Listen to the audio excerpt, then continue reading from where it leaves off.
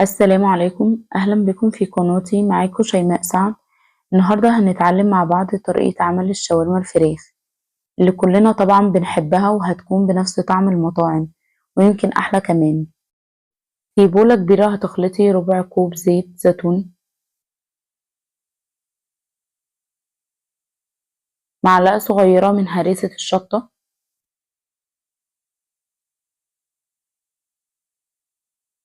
معلقة كبيرة كاتشب،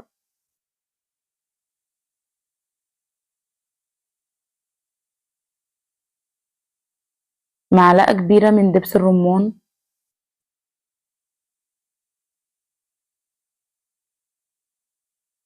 علبة زبادي بتخليها طرية جدا،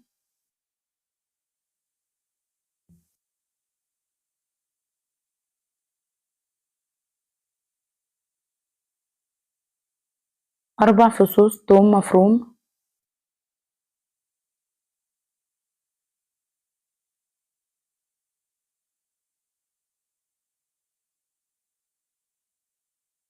معلقتين عصير ليمون، معانا بهارات ملح فلفل بابريكا كاري قرفة كمون كزبرة توم باودر. هنخلط المكونات كلها مع بعض كويس.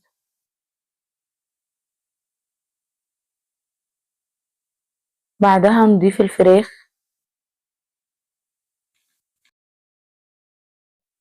هنسيبها في التلاجة مش أقل من ساعتين.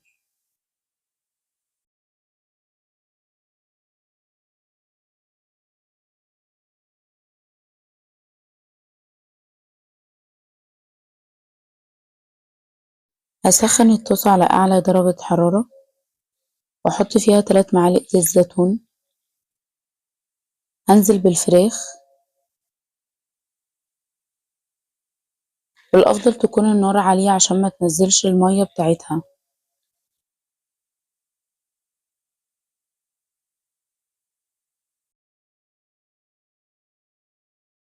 هنفرد الشاورما في الطاسة كاملة.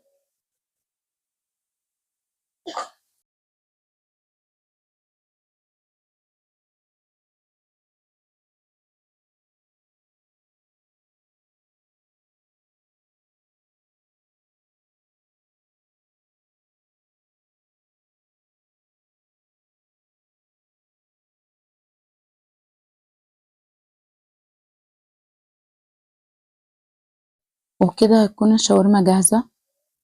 هنحضر التومية في طاسة، كوب حليب مع كوب ماء.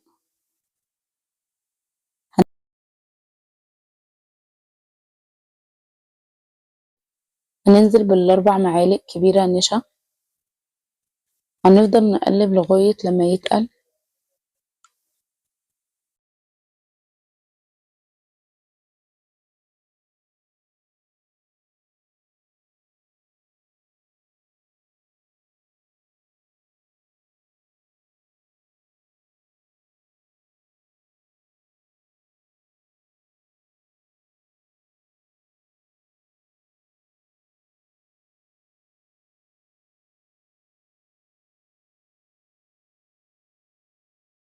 أول ما يتقل معانا هنشيله من على النار لغاية لما يبرد خالص.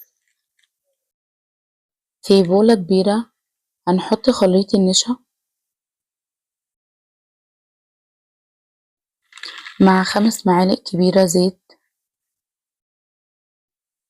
مع 5 فصوص توم مفروم،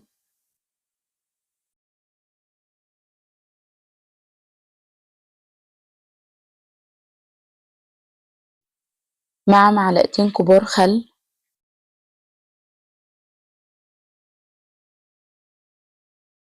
مع كوب حليب، مع 4 معالق مايونيز.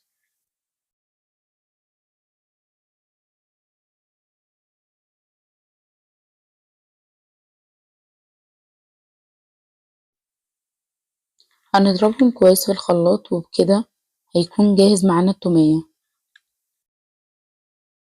هنجيب عيش سوري، هنحط أول حاجة التومية،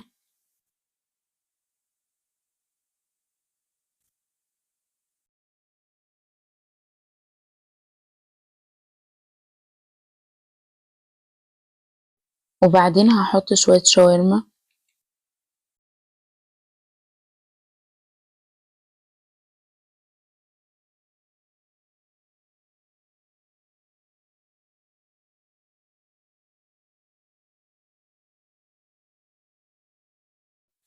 هحط بطاطس محمرة وبعديها هحط خيار مخلل، وبراحتك لو عايزة تحطي اي حاجة تاني مخللة مفيش مشكلة.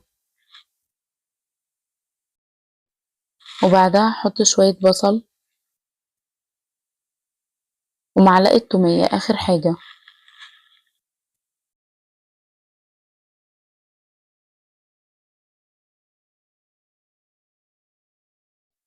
هقفل العيش السوري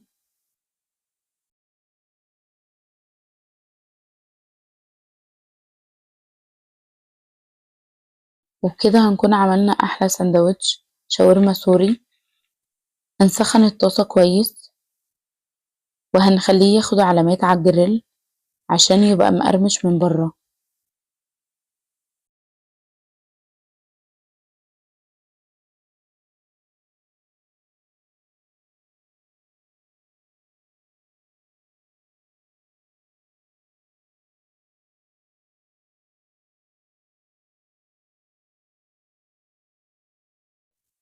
الوصفة سهلة وسريعة، يا رب تكون عجبتكم.